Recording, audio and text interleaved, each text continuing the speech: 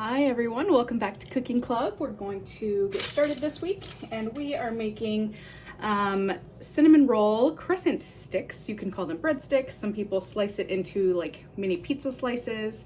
So yeah, we're gonna do ours in stick form, but you really can slice it however you'd like. So first thing we need to do is preheat the oven to 375 degrees. Usually we're at 350, so remember it's 375 this week. And we just need to find the seam on our crescent roll tube. And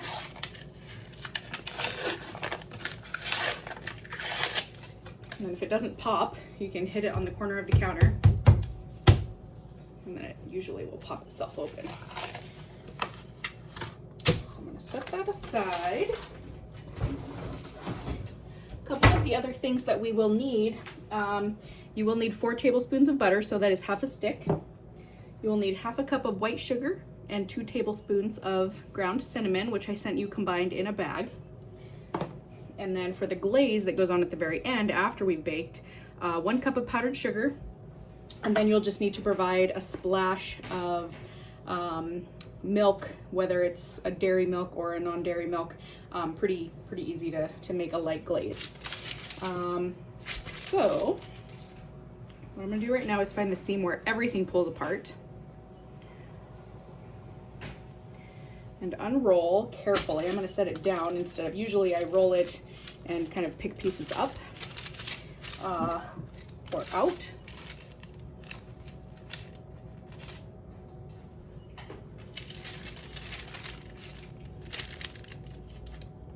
But what I'm doing now is going to try and squish everything together so that it looks like there are no seams.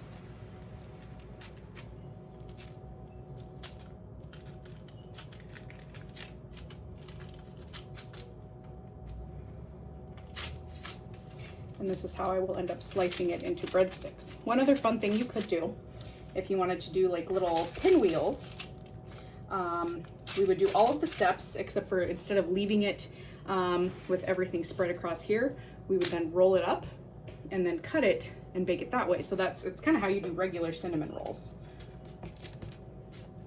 where you roll it and then cut it.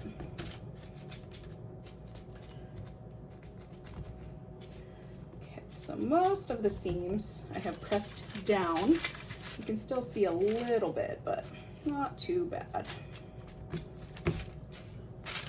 And what I'm gonna do now is, in a glass cup, you can use a measuring cup, microwave safe bowl, we're gonna melt this whole half stick of butter.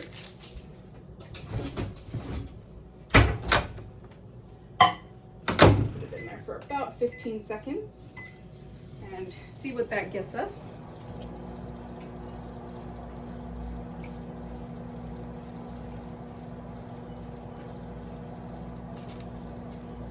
And if your seams start to come apart at all, just keep pressing them down.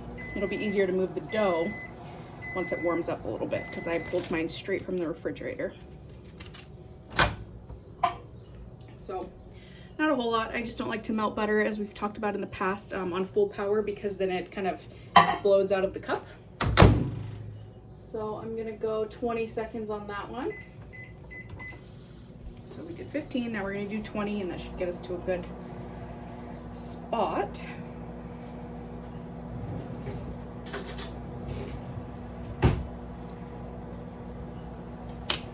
Grab a spoon, because we're going to use it for the butter as well as our cinnamon sugar mixture we're going to sprinkle on. All right, so this is looking better. There's still a big solid chunk in there, if you can see. So I'm probably just going to go 10 more seconds, because I really don't want it to explode in my microwave. 1, it's messy to clean up. 2, then we lose some of that volume that we need for our butter that we use in the recipe.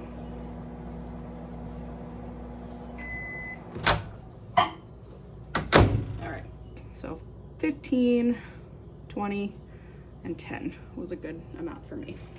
So what I'm gonna do now is give my cinnamon sugar mixture a swirl. Yours will probably be pretty well combined because I sent it in bags to you already mixed. I didn't mix it up myself, but in your travels home, I'm sure it will start to blend itself. So I'm gonna take my butter and I'm just gonna spread it around across all the dough. And this is gonna help it get really flaky. And if you don't end up using all of it, that's perfectly fine. It is a lot of butter.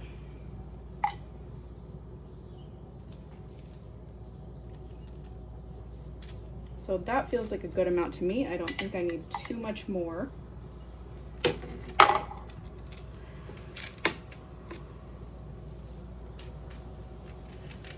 So essentially we just want everything to be covered, because that's what, like I said, is gonna help it crisp up and get really crescent-like.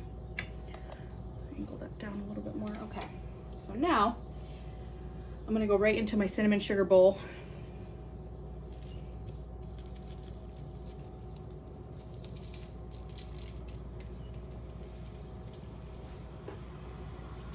And just start spreading across. And you can see how much is getting absorbed. Like right here where I started.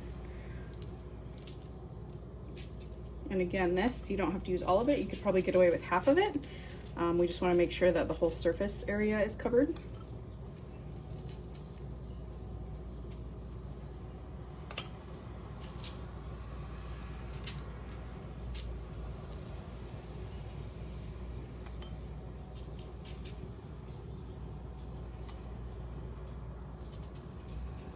Okay, so I'm leaving that out because I don't feel like I personally need it.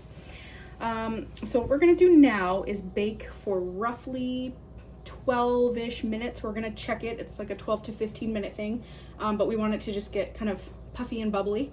But we also need to pay attention to if it starts to brown too much. Kind of hard to tell because of the cinnamon making it already look a little bit brown, but we'll be able to tell, and we'll get a good close-up view of that when we do that step. So for right now, this is what we have before going into the oven at 375 for about, I'm gonna start with 12, and then we'll go from there, but I will see you back shortly. All right, so this is after my 12 minutes. And so the sugar and the cinnamon has kind of gotten a little crystally. I can pick this up essentially. Be careful, it's very hot, but I can pick it up without it falling apart. So that tells me that it's done and good to go on my end. So I kept my butter and cinnamon sugar just in case I need more. What I'm gonna do now, be very careful if you're working on your surface next to your pan, but I'm just gonna add a few splashes of milk to the powdered sugar, and that should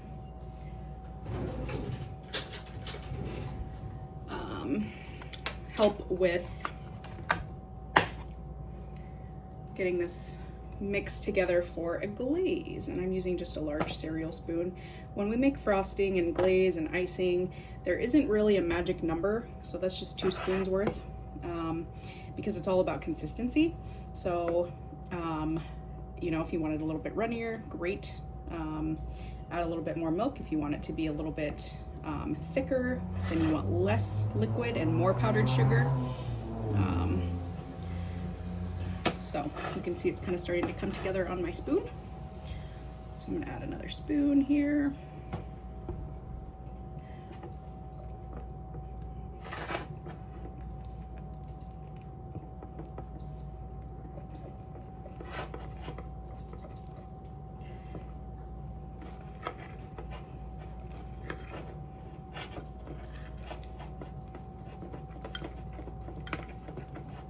And then we're just gonna keep stirring as it comes together. So that was 3 larger cereal spoons for me.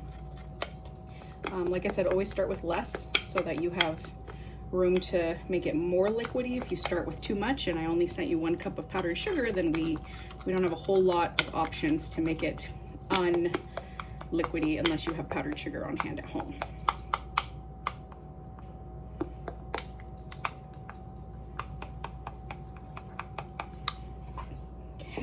So what I am going to do now is just take this, again, hot pan, so be careful. I'm gonna take my spoon, and all I'm gonna do is drizzle it across.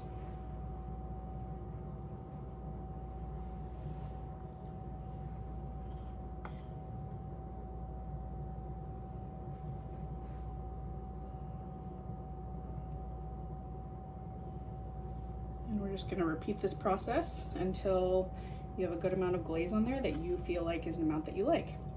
It's kind of a fun part with this recipe. With baking, a lot of times I always say it's more of a science with measurements, but this is kind of an interesting one because we didn't make the crescent dough. You know, it was pre-made, so everything rose the way that it should have. So yeah.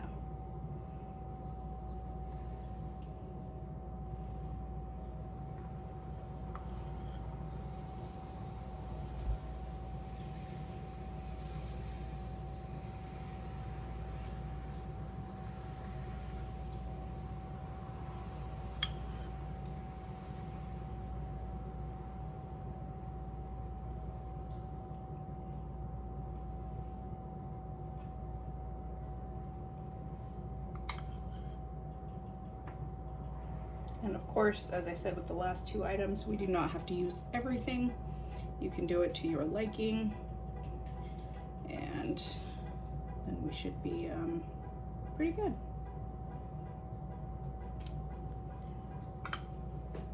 Okay, so let's get a closer look. So that's what our almost finished product looks like. If you have a knife, that works well. I'm gonna see if I have a pizza slicer. I know I have one, I just don't know if it's clean. Ah, got it.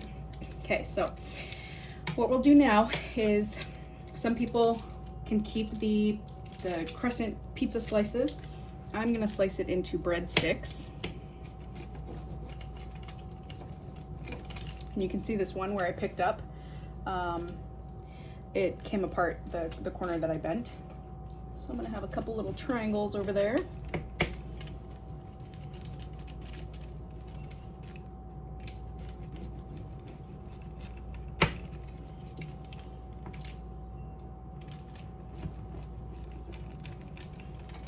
And then of course you could cut these as big or as small as you'd like.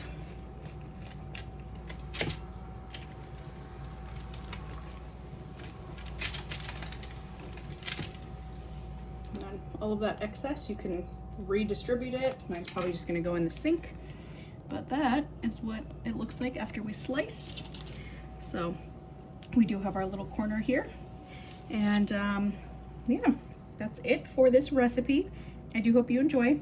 Quick and easy dessert idea. Lots of sugar, so wouldn't recommend making it very, very often, but very, very easy if you need something quick. And like I said, hope you enjoy, and I will see everyone next week. Bye.